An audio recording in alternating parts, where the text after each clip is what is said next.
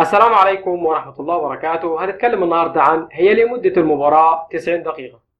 وفي الموضوع ده هنتعرف على مدة مباراة كرة القدم، وأطول مباراة كرة قدم في تاريخ الكرة، وأفضل مدة تم التوصل إليها لمباراة كرة القدم، والكارت الأصفر والأحمر اللي بيتم استخدامهم في المباريات، متى تم استخدامهم، ومين اللي أدخلهم في قانون مباريات كرة القدم.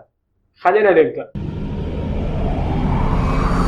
عشاق الساحرة المستديرة يعرفوا أن مدة مباراة كرة القدم 90 دقيقة، مقسمة على شوطين، الشوط الأول 45 دقيقة والشوط الثاني 45 دقيقة، وتفصل بينهم ربع ساعة استراحة. ولكن أغلب أو بعض المشجعين ما يعرفوش هي ليه مدة مباراة كرة القدم 90 دقيقة وليه مش أكتر من 90 أو أقل.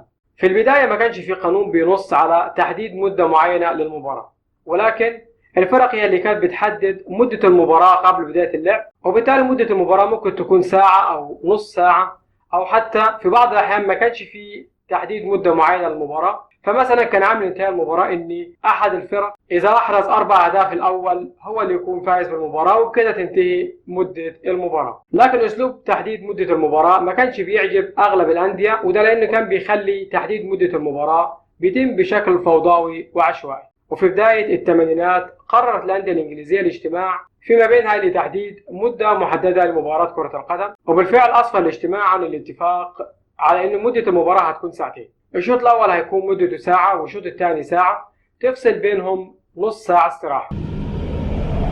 ورحبت بالقرار ده كل الأندية في أنحاء العالم بالإضافة للجماهير، ولكن الاتحاد الإنجليزي رفض القرار ده، وده لأن الاتحاد الإنجليزي كان هو المسؤول عن إدارة الكرة قبل تأسيس الفيفا. واعتراض الاتحاد الانجليزي على الاتفاق اللي تم بين الانديه الانجليزيه بان مده المباراه هتكون ساعتين راجع لان الانديه اجتمعت بدون الرجوع للاتحاد وتجاهلت. وعلى الرغم من ان الاتحاد الانجليزي رفض قرار بان مده المباراه هتكون ساعتين، الا ان كل المباريات اللي اتلعبت بعد القرار ده كانت بتلعب ومدتها ساعتين.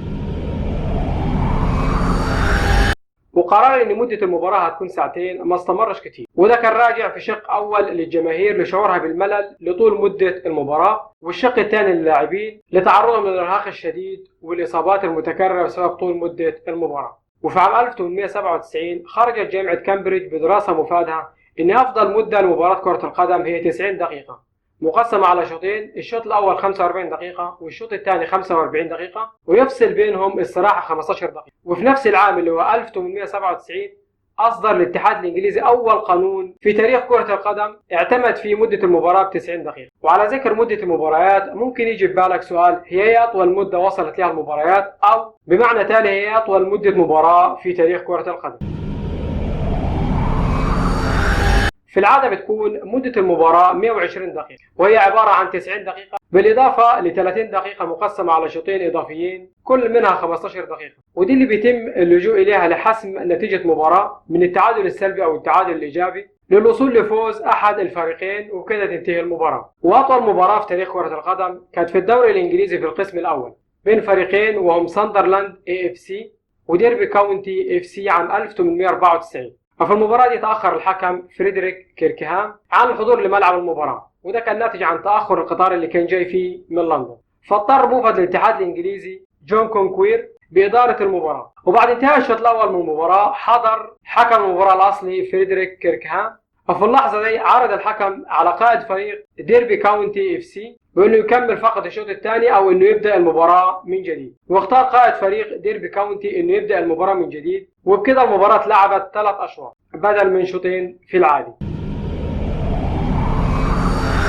وعلى عكس اللي بيعتقدوا أكثر مشجعي الساحرة المستديرة، المباراة ما بيتمش لعبها 90 دقيقة كاملة. ففي دراسة لتحليل مباريات الدوري الألماني والإنجليزي وجدت أن الوقت الفعلي اللي بيتم لعبه من 90 دقيقة وهي مدة المباراة بيكون 56 دقيقة، وده بيكون راجع لإحراز الأهداف والاحتفال بها، التغييرات اللي بتتم أثناء المباراة، تعمد بعض اللاعبين للفريقين أو أحد الفريقين بإضاعة الوقت، والإصابات اللي بيتعرض لها اللاعبين، والمدة اللي بياخدوها للتعافي من الإصابة إذا كان حارس مرمى أو الخروج من الملعب إذا كان لاعب عادي. وده كله بيضيع وقت لا يستهان به من عمر المباراة. والحكم لما بيحدد الوقت البدل الضايع ما بيحطش في اعتباراته كل الوقت الضايع ده، فعلى أقصى تقدير ممكن يكون الوقت البدل الضايع 9 دقائق أو 8 دقائق.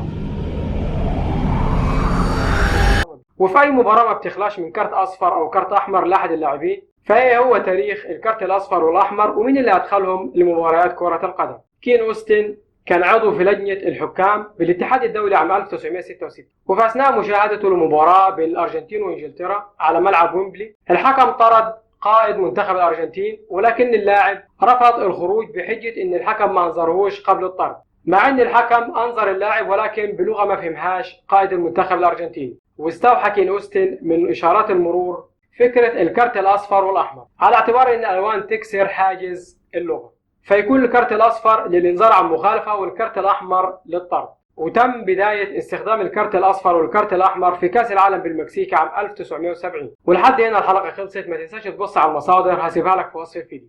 وإذا كنت مشترك عندي بالقناة ما تنساش اللايك والشير، وإذا ما كنتش مشترك عندي بالقناة اشتراكك يدعمنا لتقديم الجديد والجديد.